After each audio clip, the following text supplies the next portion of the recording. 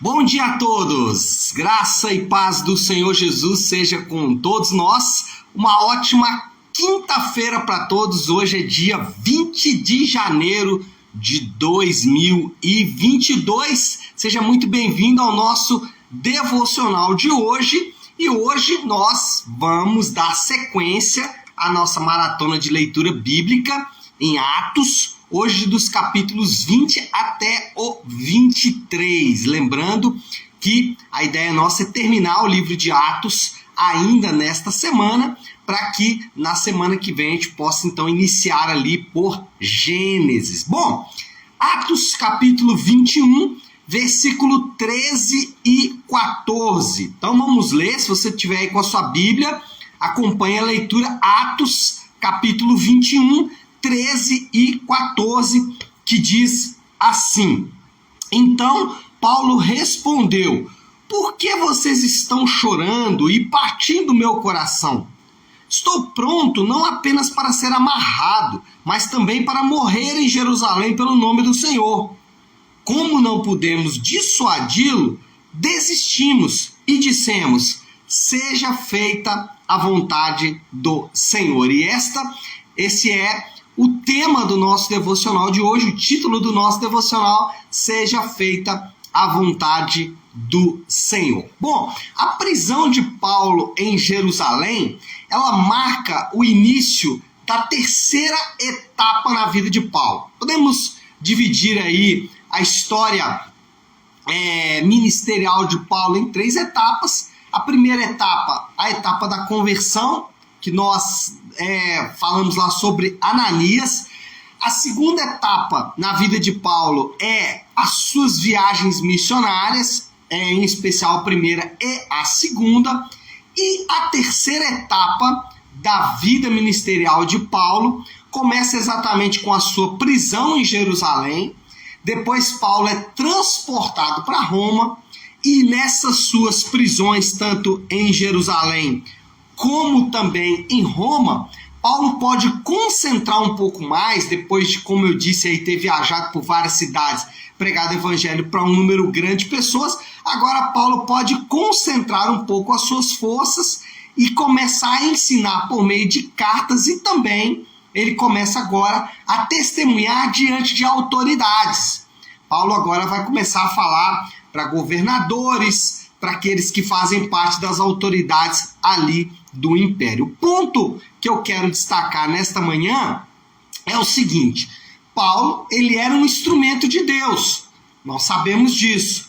Deus usou Paulo de várias formas. Aliás, Deus continua usando Paulo ainda nos dias de hoje, com seus escritos, com as suas cartas, com os seus ensinos, que nos alcançam até hoje, falam muito forte ao nosso coração. Então, Paulo era um óbvio e um claro instrumento de Deus. Deus o usava e o usa até hoje para fazer a sua vontade. Mas, ainda que Paulo fosse um instrumento de Deus, isso não evitou que Paulo enfrentasse dificuldade. Isso não evitou que Paulo passasse por lutas, dores e aflições, como nós vimos aqui nesses capítulos que nós estamos lendo. Algumas coisas a gente pode aprender com esta história de Paulo. Talvez a primeira delas seja que o cristão, ele está propenso às mesmas lutas que as outras pessoas. Aliás, Paulo enfrentou lutas até mais intensas do que outras pessoas. O que Paulo enfrentou, provavelmente eu nunca vou enfrentar na minha vida. A intensidade, Paulo, ele esteve diante da morte várias vezes. Paulo, ele precisou defender a sua vida em várias oportunidades.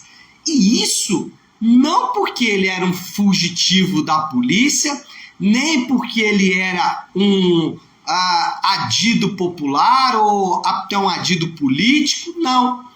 Paulo, ele teve que defender a sua vida porque ele estava pregando o evangelho da graça de Deus. Ele estava testemunhando do favor de Deus na sua vida. Qual é o ponto aqui? O ponto é mostrar que cristãos também enfrentam lutas, como as outras pessoas. E aí, o maior exemplo que nós temos são os personagens bíblicos. Todos os homens da Bíblia têm episódios de dificuldades na sua vida. A gente poderia até fazer aqui uma linha do tempo, começando ali pelo próprio Abel, né? Que era um homem de Deus e que foi assassinado pelo seu irmão. Então, é chover no molhado, né? O nosso argumento aqui não precisa de muito desenvolvimento, basta uma simples observação no nosso dia a dia e a gente vai perceber que cristãos piedosos, homens e mulheres de Deus, que amam a Deus, enfrentam lutas às vezes até mais intensas do que pessoas normais. O ponto é dizer que os cristãos também estão sujeitos, estão propensos às mesmas lutas que as outras pessoas, e a história de Paulo mostra isso. Em segundo lugar, ainda que todos passem por luta, o cristão ele deve manter a sua confiança em Deus. E aqui parece que é algo comum e simples de fazer, mas não é tão simples assim. Olha para Paulo. Paulo ele não tentou escapar do seu propósito. Paulo, mesmo diante da notícia de que ele iria enfrentar grande luta, grande dificuldade em Jerusalém, ele não tentou escapar, ele continuou confiando em Deus. E aqui vale a pena uma advertência, porque na dificuldade nós somos tentados a abandonar a nossa confiança. O cristão, ele passa pelas mesmas lutas que as outras pessoas, mas não deve abandonar sua confiança em Deus. E como eu disse, isso parece algo óbvio, mas não é.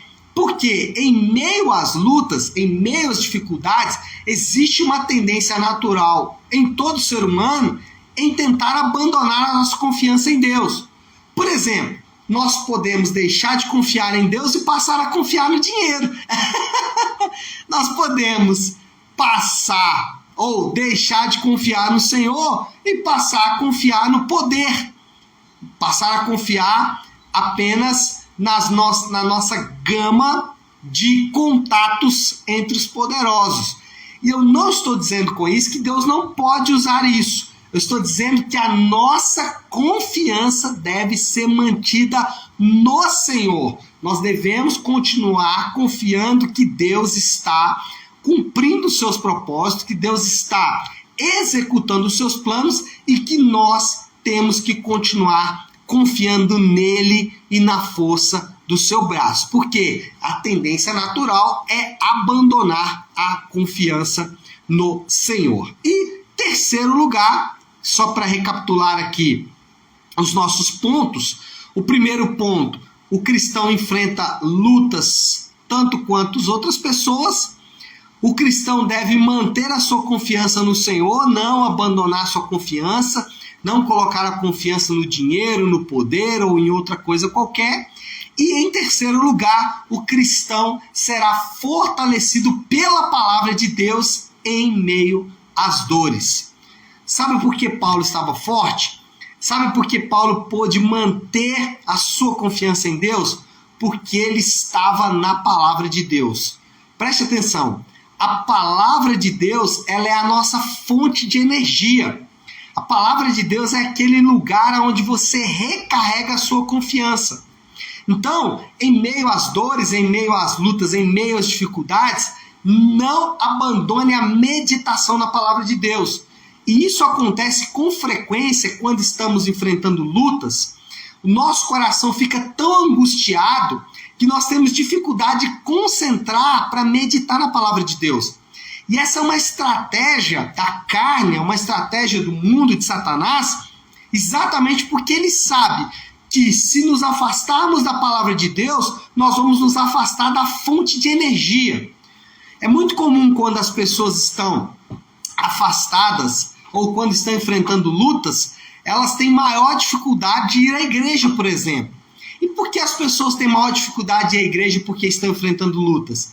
Exatamente porque na igreja ele vai estar sujeito ou ele vai obter ali naquele dia, naquele momento, ele vai receber uma boa dose da palavra de Deus. Por isso é importante que você não se afaste da palavra de Deus. Por isso é importante que você não se afaste da meditação e da boa meditação da palavra de Deus. Não se afaste da comunhão dos irmãos. Por quê? Porque é ali no testemunho dos irmãos, na oração dos irmãos, no testemunho, no discipulado um a um, é que a palavra de Deus é entregue, além, óbvio, dos nossos períodos de devocional. Então, Paulo se manteve forte porque ele se manteve na palavra. E em meio às lutas, esse é um lugar onde nós devemos sempre nos manter, que é atrelado à palavra de Deus. Então, crentes passam por lutas, crentes não devem abandonar o Senhor e crentes são fortalecidos na palavra de Deus. Bom, qual é a moral da história aí, desse texto que lemos, de tudo isso que falamos aqui sobre essa terceira etapa do ministério de Paulo, que é a sua prisão em Jerusalém? Moral da história é o seguinte: lutas, dificuldades, dores, aflições também fazem parte do plano de Deus. É isso, gente. As dores e dificuldades, elas também fazem parte dos planos soberanos de Deus. Elas também compõem parte do plano de Deus. E nós não devemos rejeitar isso. Nós não devemos achar que as lutas, dores, dificuldades, elas são resultado, por exemplo, de pecado. É óbvio que nós sabemos que o pecado, e aí o pecado como pecado global, ele é o agente por trás de todas as dificuldades. Mas a gente não deveríamos ficar nos culpando quando estamos enfrentando lutas e dificuldades. Muitas vezes é parte do plano de Deus. Isso não significa que o crente precisa ser alguém resignado. Ah, se é o plano de Deus, então deixe como está. Não, não fique resignado. E a Bíblia não ensina isso. A Bíblia ensina o quê? Nos momentos de dor e angústia, nós devemos orar, por exemplo, para que Deus mude a história. Mesmo sabendo que aquilo faz parte do plano de Deus, nós temos essa oportunidade de orar pedindo ao Senhor que, literalmente, para usar um termo que o próprio Senhor Jesus usou, que ele passe de nós este cálice. Mas fazem parte, sim, do plano de Deus as lutas, dificuldades e aflições que temos que enfrentar. Gente, vamos ser sinceros, o quanto nós amadurecemos quando enfrentamos lutas, o quanto nós crescemos até em Deus, aliás, em Deus principalmente, crescemos quando estamos enfrentando lutas, dores e dificuldades. Bom, qual é o desafio então, qual é a aplicação que nós podemos fazer dessa nossa conversa de hoje? Olha, talvez você não está enfrentando uma luta, talvez você hoje está ali, com a vida reguladinha, Se você está com a sua vida reguladinha, ótimo, maravilha. Mas, se você for enfrentar alguma luta, dificuldade em algum tempo na sua vida, lembre-se dessa palavra. Se hoje você está bem, talvez amanhã você vai precisar exatamente dessa palavra. Ou talvez você pode usar essa palavra para fortalecer alguém, para fortalecer aquele que hoje está fraco. Então, leve essa palavra para ele, mostre para ele que ele, como cristão, ou às vezes ele não é nenhum cristão, fala com ele que todos estão propensos a isso, mas que nós temos que continuar confiando no Senhor e fortalecendo na palavra. Agora, porque isso inclusive vai servir de testemunho para essa pessoa, para que ela possa se aproximar do Senhor, ou se ela é um cristão, para que ela possa se fortalecer no Senhor. Agora, você talvez está enfrentando uma luta e uma dificuldade nessa manhã de quinta-feira. Então, fortaleça-se no Senhor, não fique se condenando, achando que é alguma coisa que você fez de errado. Não, talvez é o plano de Deus, faz parte da vontade de Deus, mas não se resigne. Busque a Deus com vontade, pedindo a Ele que mude essa história. E principalmente, fortaleça-se na palavra de Deus, fortaleça-se nas Escrituras. Por quê? Porque nós temos uma tendência a querer abandonar a confiança no Senhor. Tá certo, povo? Vamos orar? Vamos colocar tudo isso aí diante de Deus. Então, se você puder aí, pare um instante aquilo que você está fazendo e vamos juntos buscar a Deus em oração sobre tudo isso que nós falamos. Senhor nosso Deus, Pai de graça, Deus de amor e toda misericórdia, Nessa manhã de quinta-feira, nós nos colocamos diante do Senhor para te agradecer por esse tempo tão precioso, por agradecer por esta palavra, pela vida do apóstolo Paulo, que tanto nos ensina e que tanto nos mostra, Senhor Deus, que muitas vezes as coisas não serão tão fáceis como imaginamos, mas também nos mostra que nós podemos continuar confiando no Senhor, porque em tudo o Senhor tem os teus caminhos, e confiar nos teus caminhos nos dá paz, nos dá segurança em dias e em tempos como esse que nós estamos enfrentando. Eu oro e peço que o Senhor fortaleça os meus irmãos, aqueles que estão em lutas, dificuldades, aqueles que têm amigos e familiares que estão enfrentando lutas, dificuldades, que eles possam servir de caminho, de ponte para a tua palavra, ou aquele, Senhor Deus, que precisa realmente ser fortalecido nesta manhã. Nós oramos e oramos assim em nome de Jesus. Amém, amém e amém. Amém, meu povo? Bom, então é isso. Nós vamos ficando por aqui. Que Deus te abençoe. Uma ótima, uma excelente quinta-feira para todos. Fiquem com Deus.